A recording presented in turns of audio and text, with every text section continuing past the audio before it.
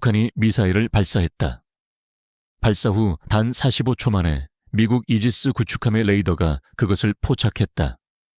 하지만 진짜 문제는 그 다음이었다. 미사일이 일본 상공을 통과하기까지 남은 시간은 단 8분이었다. 2022년 11월 18일 오전 10시 48분, 평양 인근 순안 일대에서 강렬한 섬광이 터졌다.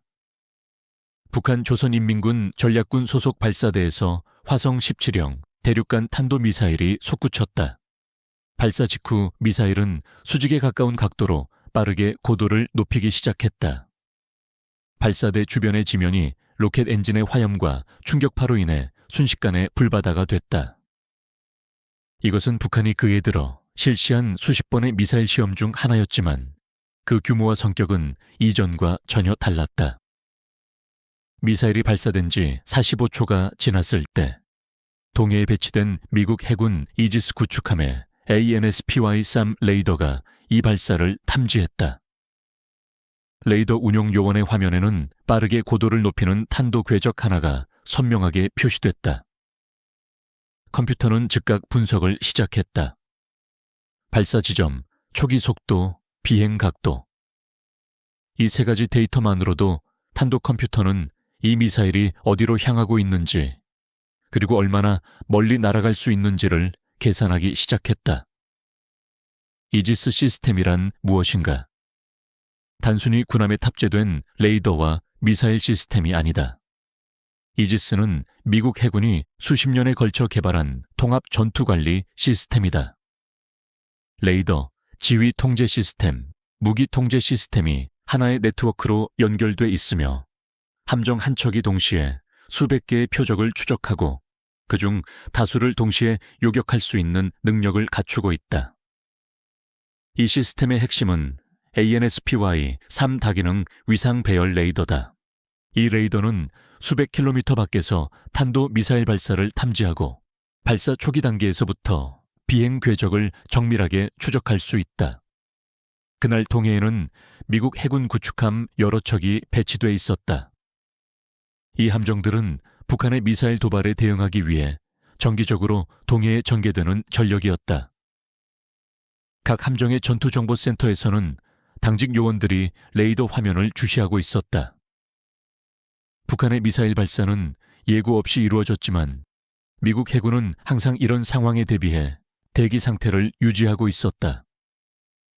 화성 17형은 북한이 보유한 가장 강력한 대륙간 탄도미사일이다. 북한은 이 미사일이 미국 본토 전역을 사정권에 넣을 수 있다고 주장한다. 실제로 이날 발사에서 화성 17형은 최대 고도 약 6,000km까지 상승했다. 이것은 지구적에도 위성의 고도보다 훨씬 높은 수치다. 비행 시간은 약 69분이었고 비행거리는 약 1,000km였다. 하지만 이 수치는 고각 발사, 즉 일부러 높이 쏘아 올린 결과였다. 정상 각도로 발사했을 경우의 사거리는 15,000km 이상으로 추정됐다. 이지스 함정의 탄도 컴퓨터가 이 계산을 완료하는 데는 차에 1분이 걸리지 않았다. 결과는 즉각 전투정보센터의 모든 화면에 표시됐다.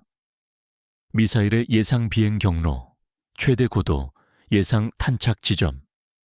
탄착 지점은 일본 배타적 경제 수역 내 태평양이었다.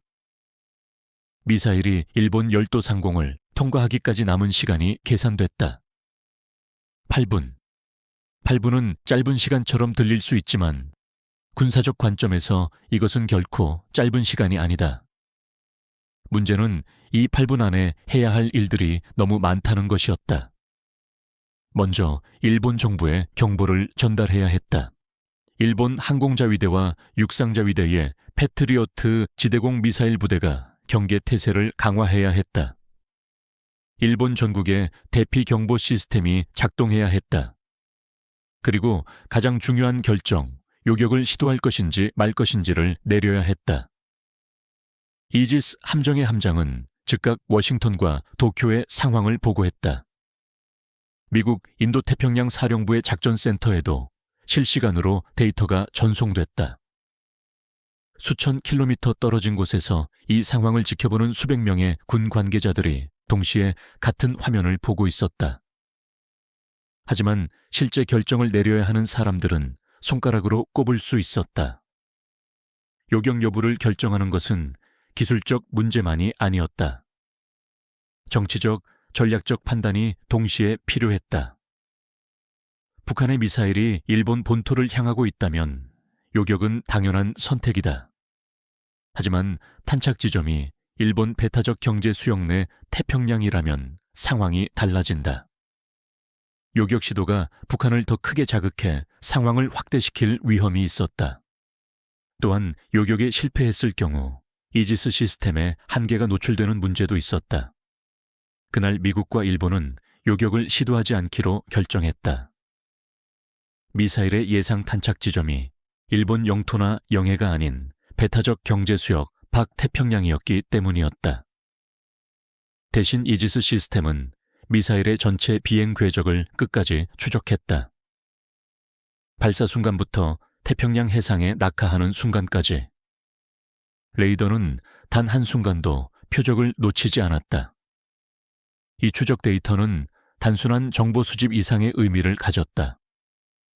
이지스 함정이 수집한 화성 17형의 비행 데이터, 즉 속도, 고도, 탄도 특성, 재진입체 시 분리 방식 등의 정보는 향후 이 미사일을 실제로 요격해야 할 상황이 올 때 결정적인 데이터가 된다. 요격 미사일의 교전 프로파일을 작성하는 데 필요한 핵심 정보들이 이날 수집됐다. 이지스 시스템이 탄도미사일을 추적하는 방식은 다층적이다. ANSPY 쌈 레이더가 1차적으로 탐지와 추적을 담당하지만 이것만으로는 충분하지 않다. 탄도미사일은 비행 중 여러 단계를 거친다. 발사 초기의 추진 단계, 대기권 밖을 비행하는 중간 단계, 그리고 목표물을 향해 낙하하는 종말 단계가 그것이다. 각 단계마다 미사일의 특성이 다르기 때문에 추적 방식도 달라져야 한다. 이지스 시스템은 이 세 단계 모두에서 표적을 추적할 수 있도록 설계됐다. 특히 대기권 밖을 비행하는 중간 단계에서는 지상 기반 레이더나 위성과의 데이터 링크를 통해 추적을 유지한다. 이날 화성 17형이 최대 고도 6,000km까지 상승했을 때도 이지스 시스템은 이 미사일과의 추적 접촉을 잃지 않았다. 이지스 탄도 미사일 방어 시스템의 핵심 요격 무기는 스탠다드 미사일 3형이다. 이 미사일은 대기권 밖에서 탄도 미사일을 요격하도록 설계됐다. 직격 파편 탄두 방식을 사용하여 폭발 없이 순수한 운동 에너지만으로 표적을 파괴한다. 총알로 총알을 맞추는 것에 비유되는 이 기술은 수십 년간의 연구 개발 끝에 실전 능력을 갖추게 됐다. 스탠다드 미사일 3형이 탄도미사일을 요격하는 과정은 다음과 같다. 이지스 레이더가 적 미사일의 비행 궤적을 정밀하게 추적하면서 교전 해법을 계산한다. 이 계산에는 적 미사일의 현재 위치, 속도, 가속도, 예상 비행 경로가 모두 반영된다. 교전 해법이 완성되면 스탠다드 미사일 3형이 발사되고 미사일은 이지스 레이더로부터 지속적으로 유도 정보를 수신하면서 표적을 향해 비행한다. 표적에 근접하면 탑재된 적외선 탐색기가 활성화되어 최종 유도를 담당한다. 하지만 이 과정이 실제로 성공하기 위해서는 수많은 조건이 충족돼야 한다. 레이더가 충분히 일찍 탄도미사일을 탐지해야 하고 교전 해법 계산이 정확해야 하며 스탠다드 미사일 3형 자체도 완벽하게 작동해야 한다. 그리고 이 모든 것이 매우 짧은 시간 안에 이루어져야 한다. 북한은 이러한 이지스 탄도미사일 방어 시스템을 무력화하기 위한 다양한 전술을 연구하고 있는 것으로 알려져 있다. 그중 하나는 다탄두 방식이다. 하나의 미사일에 여러 개의 탄두를 탑재하여 동시에 여러 방향에서 목표물에 접근하게 함으로써 방어 측이 모든 탄두를 요격하는 것을 어렵게 만드는 방식이다. 또 다른 방식은 기동형 재진입체를 사용하는 것이다. 재진입 단계에서 탄두가 방향을 바꿀 수 있다면 요격 미사일이 정확한 요격 지점을 계산하는 것이 훨씬 어려워진다. 화성 17형이 이러한 고급 기술을 갖추고 있는지는 아직 완전히 확인되지 않았다. 하지만 북한이 이 방향으로 기술 개발을 진행하고 있다는 것은 분명하다. 북한의 미사일 프로그램은 외부의 예상을 훨씬 뛰어넘는 속도로 발전해왔다. 이것은 이지스 시스템을 운용하는 미국과 일본 해군에게 지속적인 기술 업그레이드에 압박을 가하고 있다.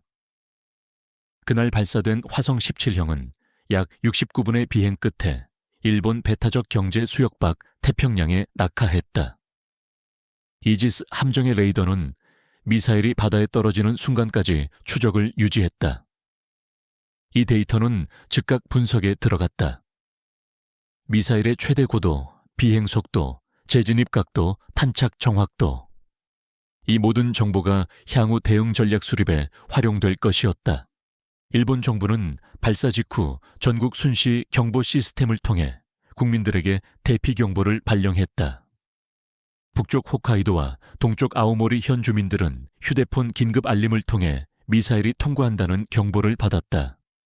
지하철과 일부 지상 열차는 운행을 일시 중단했다. 학교와 회사에서는 사람들이 건물 안으로 대피했다. 8분이라는 시간은 사람들이 안전한 장소로 이동하기에는 턱없이 부족했지만 이지스 시스템의 조기 탐지 덕분에 일본 당국은 그나마 가능한 한 빨리 경보를 발령할 수 있었다. 한국합동참모본부도 즉각 대응에 나섰다. 북한의 발사 직후 한국 공군의 F-15K 전투기와 미국 공군의 F-16 전투기가 한반도 상공에서 대응 훈련을 실시했다. 지대지 미사일 발사 훈련도 동시에 실시됐다. 이것은 북한의 도발에 대한 즉각적인 군사적 시위였다. 미국 인도태평양 사령부는 이날 이지스 시스템이 수집한 데이터가 향후 대북 억제 전략 수립에 매우 중요한 자료가 됐다고 평가했다. 화성 17형의 실제 성능 데이터를 직접 수집한 것은 이번이 처음이었기 때문이다. 이전까지는 북한이 공개한 자료와 간접적인 정보에 의존할 수밖에 없었지만 이날 이지스 시스템이 수집한 데이터는 훨씬 정확하고 신뢰할 수 있는 정보를 제공했다. 이 사건은 이지스 시스템의 능력을 다시 한번 증명했다. 하지만 동시에 탄도미사일 방어의 한계도 보여줬다. 이지스 시스템이 탄도미사일을 탐지하고 추적하는 것은 가능하지만 실제로 요격하는 것은 또 다른 문제다. 특히 화성 17형처럼 최대 고도 6,000km까지 상승하는 미사일을 요격하기 위해서는 스탠다드 미사일 사명 블록 EA 이상의 고급 요격 미사일이 필요하다. 미국과 일본은 이 능력을 갖추기 위한 공동 개발을 지속적으로 진행해왔다. 이날 이후 미국과 일본은 이지스 탄도 미사일 방어 능력 강화를 위한 협력을 더욱 가속화했다. 일본은 이지스 어슈어 프로그램을 재검토하고 이지스 시스템 탑재 함정을 추가로 건조하는 계획을 발표했다. 또한 스탠다드 미사일 사명 블록입이 요격 미사일의 추가 도입도 결정됐다. 미국은 괌을 비롯한 태평양 주요 거점에 탄도 미사일 방어 자산을 추가로 배치했다. 북한은 이날 발사를 통해 여러 가지 메시지를 전달하려 했다. 화성 17형이 실전 운용 가능한 수준에 도달했다는 것, 미국 본토까지 타격할 수 있는 능력을 갖췄다는 것, 그리고 어떠한 외부 압력에도 굴복하지 않겠다는 의지. 하지만 이지스 시스템은 이 발사를 발사 순간부터 낙하 순간까지 완벽하게 추적했다. 북한이 보낸 메시지를 미국과 일본은 정확하게 수신했다. 그리고 그것은 단순한 수신이 아니었다. 분석이었고 준비였으며 다음을 위한 계획이었다. 탄도미사일 방어는 기술적 관점에서 보면 끝없는 창과 방패의 싸움이다. 공격 측이 새로운 미사일을 개발하면 방어 측은 그것을 요격할 새로운 시스템을 개발한다. 방어 측이 요격 능력을 갖추면 공격 측은 그것을 무력화할 새로운 방법을 찾는다. 이 경쟁은 기술이 존재하는 한 끝나지 않는다. 북한의 탄도미사일 프로그램은 이 경쟁에서 놀라운 속도로 발전해왔다. 불과 10년 전만 해도 북한의 탄도미사일은 사거리와 정확도 면에서 심각한 한계를 가지고 있었다. 하지만 지금 북한은 미국 본토 전역을 사정권에 넣을 수 있는 대륙간 탄도미사일을 보유하고 있다고 주장한다. 이 발전 속도는 외부 전문가들의 예측을 지속적으로 앞질렀다. 이지스 시스템 역시 지속적인 업그레이드를 통해 능력을 향상시켜왔다. 초기 이지스 시스템은 주로 대공 방어에 초점을 맞추고 있었지만 이후 탄도미사일 방어 능력이 추가됐다. 현재의 이지스 탄도미사일 방어 시스템은 단거리에서 중거리 탄도미사일까지 요격할 수 있는 능력을 갖추고 있으며 스탠다드 미사일 사명 블록 2B의 경우 대륙간 탄도미사일 요격 능력도 갖추도록 개발됐다. 하지만 탄도미사일 방어의 근본적인 어려움은 수학적으로 공격 측에 유리하다는 점이다. 방어 측은 모든 미사일을 요격해야 하지만 공격 측은 단 하나의 미사일만 방어망을 뚫으면 된다. 북한이 동시에 여러 발의 미사일을 발사한다면 이지스 시스템이 모두 요격하는 것은 현실적으로 매우 어렵다. 이것이 탄도미사일 방어가 완전한 해결책이 될 수 없는 근본적인 이유다. 그렇기 때문에 미국과 한국, 일본의 대북 억제 전략은 단순히 미사일 방어에만 의존하지 않는다. 억제의 핵심은 북한이 미사일을 발사하면 감당할 수 없는 대가를 치르게 된다는 것을 인식시키는 것이다. 이를 위해 한미연합군은 정기적으로 대규모 군사훈련을 실시하고 최첨단 무기 시스템을 한반도 주변에 전개한다. 이지스 구축함의 동해 전개도 이 억제 전략의 일부다. 2022년 11월 18일에 화성 17형 발사는 단순한 무기 시험이 아니었다. 그것은 북한이 국제사회에 보내는 강력한 신호였다. 우리는 당신들이 생각하는 것보다 훨씬 더 강해졌다는 메시지였다. 하지만 이지스 시스템은 그 신호를 완벽하게 포착했다. 45초 만에 탐지하고 8분 내내 추적하며 미사일이 바다에 떨어지는 순간까지 모든 데이터를 수집했다. 그것이 이지스 시스템이 존재하는 이유다.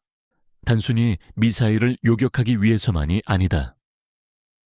적의 능력을 정확하게 파악하고 그에 맞는 대응 전략을 수립하며 언제든 요격이 필요한 순간이 오면 최선의 방법으로 대응할 준비를 갖추는 것. 그날 동해의 이지스 구축함은 그 임무를 완벽하게 수행했다. 이 사건 이후 미국 의회에서는 탄도미사일 방어 예산을 대폭 증액해야 한다는 논의가 본격화됐다. 북한의 미사일 능력이 이미 미국 본토를 위협하는 수준에 도달했다는 평가가 지배적이었기 때문이다. 미국 미사일 방어청은 이지스 탄도미사일 방어 시스템의 추가 함정 배치와 함께 지상 기반 중간 단계 방어 시스템의 요격 미사일 추가 배치 계획을 발표했다. 일본도 이 사건을 계기로 방위력 강화에 대한 논의를 크게 가속화했다.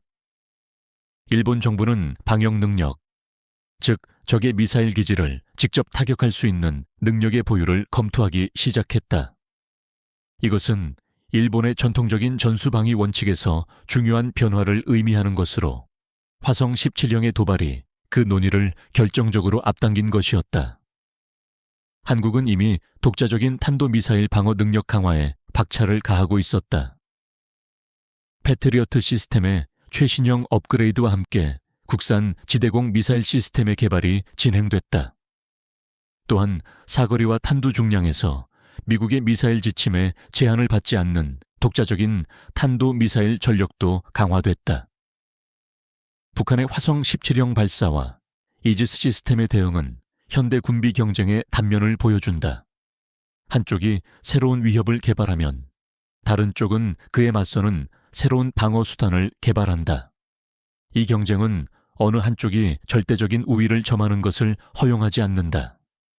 기술이 발전할수록 공격과 방어 모두 더 정교해지고 그에 따라 전쟁의 위험성도 더 커진다. 2022년 11월 18일 화성 17형은 69분을 날아 태평양에 떨어졌다. 북한은 성공이라고 했다. 하지만 동해의 이지스 구축함은 발사 순간부터 낙하 순간까지 단 한 번도 그것을 놓치지 않았다. 추적당하는 미사일은 이미 절반은 무력화된 것이다. 45초 만에 포착된 그 미사일은 그날 세상에 두 가지를 동시에 증명했다. 북한의 야망과 이지스의 눈. 이 영상이 흥미로우셨다면 지금 바로 좋아요를 눌러주세요. 북한 미사일부터 미국 해군 최첨단 기술까지 현대 전쟁의 실제 작전을 매주 깊이 있게 분석합니다.